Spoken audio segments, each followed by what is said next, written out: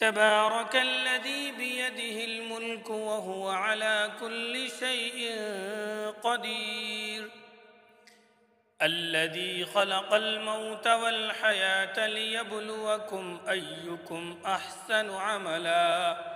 وهو العزيز الغفور الذي خلق 7 سماوات طباقا ما ترى في خلق الرحمن من تفاوت فارجع البصر هل ترى من فطور ثم ارجع البصر كرتين ينقلب إليك البصر خاسئا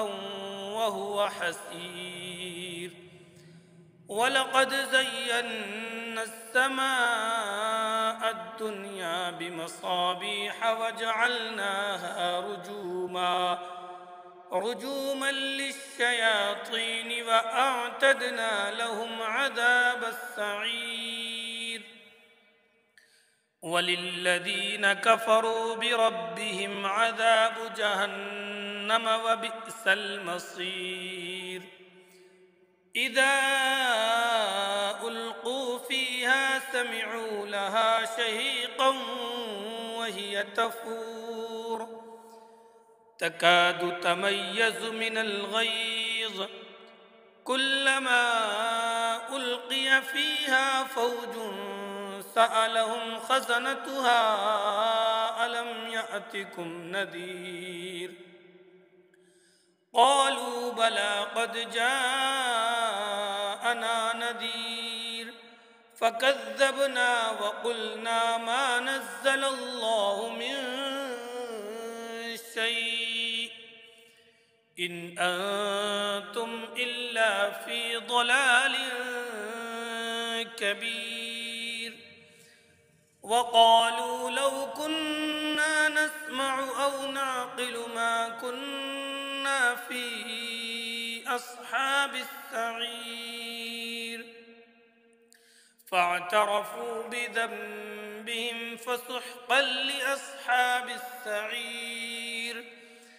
إن الذين يخشون ربهم بالغيب لهم مغفرة وأجر كبير وأسروا قولكم أو اجهروا به إنه عليم بذات الصدور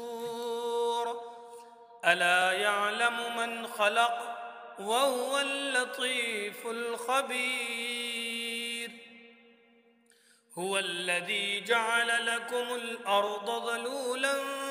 فامشوا في مناكبها وكلوا من رزقه وإليه النشور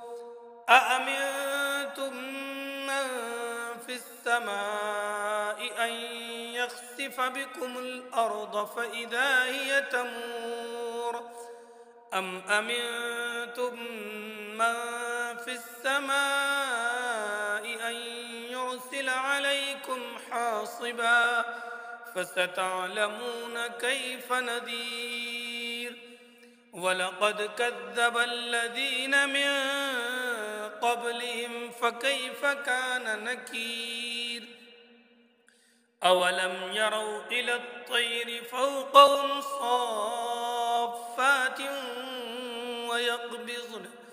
ما يمسكهن إلا الرحمن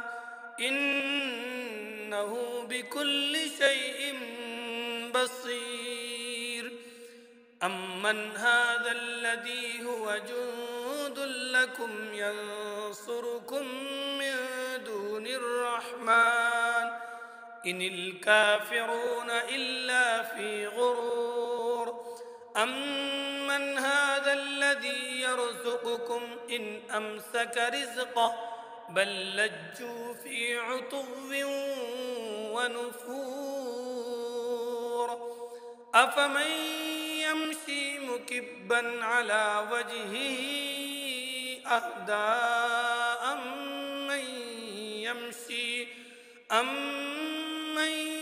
يمشي سويا على صراط مستقيم. قل هو الذي أنشأكم وجعل لكم السمع والأبصار والأفئدة قليلا ما تشكرون. قل هو الذي ذرأكم في الأرض وإليه تحشرون. ويقولون متى هذا الوعد إن كنتم صادقين. قل إنما العلم عند الله وإنما أنا نذير مبين. فلما رأوه زلفة سيئت وجوه الذين كفروا وقيل هذا الذي كنتم به تدعون. قل أرأيتم إن أهلكني الله ومن معي أو رحمنا فمن يجير الكافرين من عذاب أليم. قل هو الرحمن آمنا به وعليه توكلنا